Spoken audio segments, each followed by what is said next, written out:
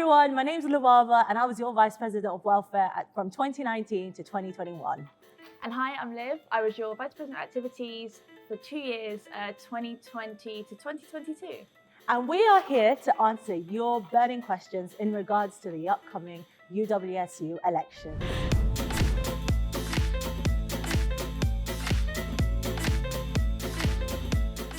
So the first question, what skills did you gain from being a sabbatical officer? I think one of the main skills I learned was how to negotiate. You have to negotiate the way to get what you campaigning for. And I think that was one of the main skills I think I've developed. But also, I think stakeholders management as well, how to work with different stakeholders from like university to external stakeholders as well, and also like staff members and students. So that's definitely something, I think one of the top skills that I've developed as a SAB. What about you? I always say confidence, which I know is kind of a very simple one, but actually that is such an important skill that was really developed. You have to have confidence to kind of go and speak to other people, different teams, you know, put your ideas across, campaign for what you believe in. And so that was something that actually I learned really well. And also just like Lubaba said, working in the team, you get to meet so many different people and actually you gain those skills, you gain the communication skills to be able to work with them effectively. If you could go back in time and give yourself advice during your campaign, what would you tell yourself? I would tell myself to just focus on my own campaign, which actually I know will appear quite hard, but it's really just down to you and what you believe in. Don't focus on anyone else, just go for it. There's nothing like kind of worrying about what other people are doing, and it kind of loses focus on what you actually want to do. And you don't want to stress yourself out, and it can be stressful, you know, seeing everyone else. So it will actually keep you calmer if you just focus on what you want to do. I think for me it's patience. I think when you're a sabbatical officer, you realise that things take a lot longer to flourish. Patience, use the force, think. And so sometimes you have to be really patient, and I think maybe during my time as a sabbatical officer, I wasn't patient. I was expecting everything to be done very fast.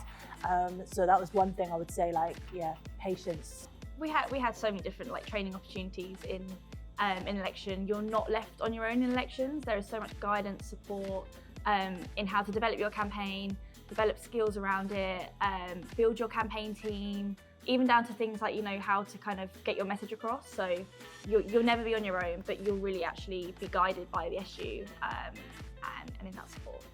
I agree.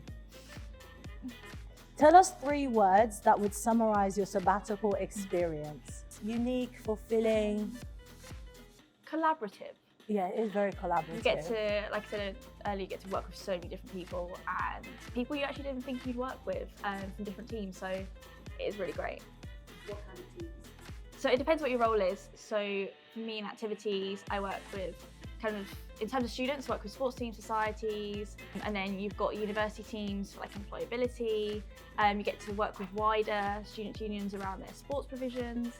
And also you get to work with key university stakeholders. So you get to work with people in trustees, things like that. So yeah, there's really scope to work with a lot of people. I think for me, as the Vice President of Welfare, I realised that everything is welfare, from education to obviously sports and activities.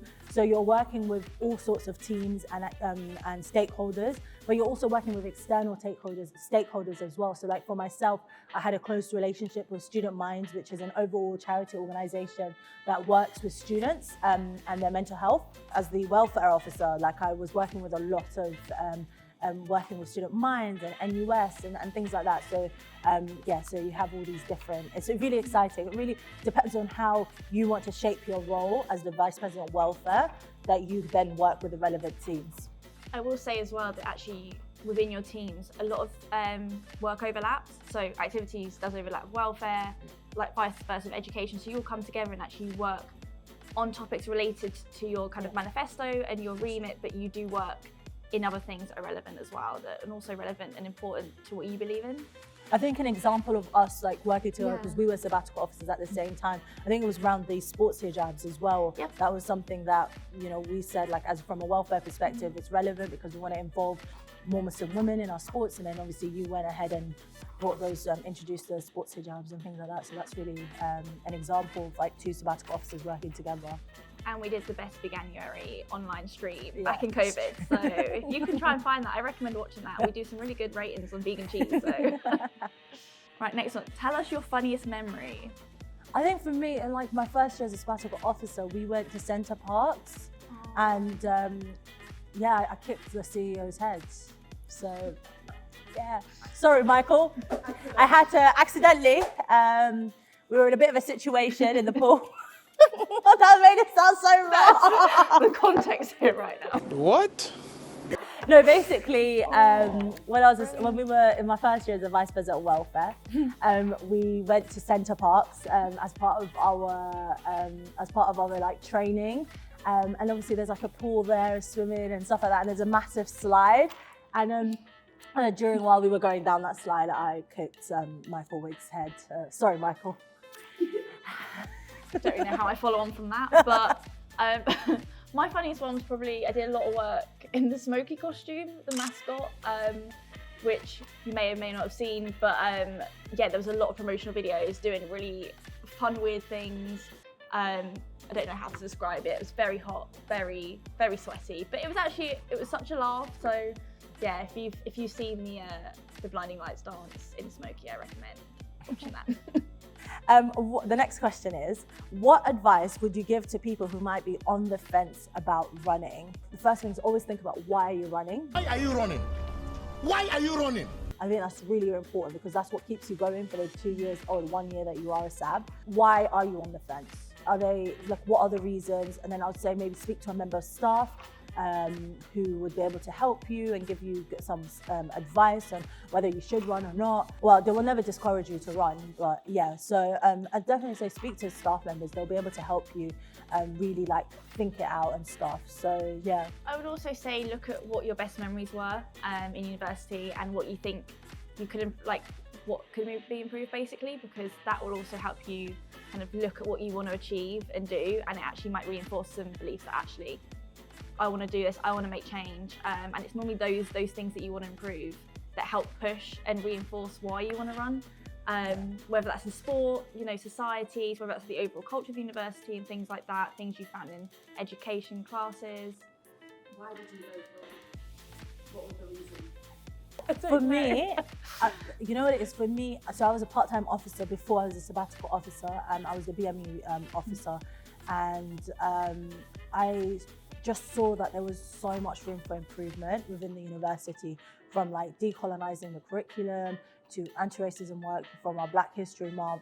And I was very, very driven by the fact that our universities, like majority of the students are BME, yet they're the most alienated when it comes to statistics and facts and figures. And I think that was my driving force.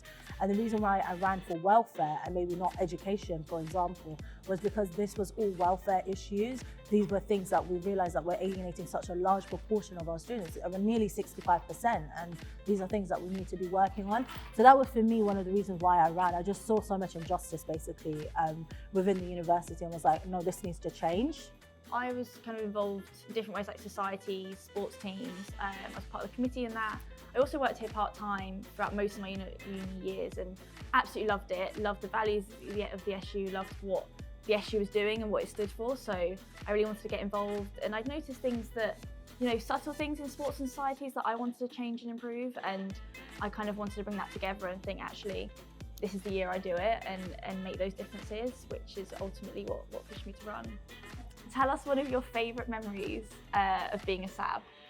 I think for me, it was when Report and Support went live. And the reason for that is because I was campaigning for that for nearly 3 years. I was campaigning for that since I was a SAB. And I think for me, seeing it go live, seeing that finally we've got a university that's taking racism and Islamophobia and other forms of xenophobia seriously on campus and having a reporting system in place for it, it was something that I was very, very, very, very proud of. Yeah. There was so many brilliant moments about being a SAB, like the team, the reasons why you're doing it. But I think there was this opportunity to go to Chicago and go to a conference and network with people in similar positions and see how they kind of run things and see what ideas we can get and implement here to make our ultimately students' experiences better. So going to Chicago, networking, finding out really, really amazing things that I actually wouldn't have thought of, and just doing it alongside a team was brilliant. So yeah. I went to, where did I go? I went to NUS conference in Glasgow. You went to Centre Parks. Was it Glasgow or Edinburgh? Where was it? I don't know, I can't even remember where NUS conferences was, but that's where we went, which was great as well. The Rapids. Edinburgh, yeah. But the Rapids are just incredible. You got to do that even if you hit Michael in the head. Like that is true. What have you been doing since you finished your sabbatical year? So, I feel like Liv has a much more exciting story than I do, but so I literally just finished working at the university as a student support development assistant, which basically means I deliver training to staff members, mainly personal tutors, and I'm starting my new job as a student voice coordinator at Trinity St. David's Student Union. So I'm really excited about that. But Liv, you have a much more exciting story. So I'm in prison.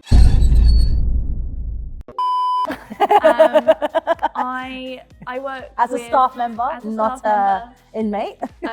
So I work with people and kind of do psychosocial interventions, people and prisoners with kind of drug and substance misuse issues. So just helping them in their journey and just making sure they get all the needs and support they want, really.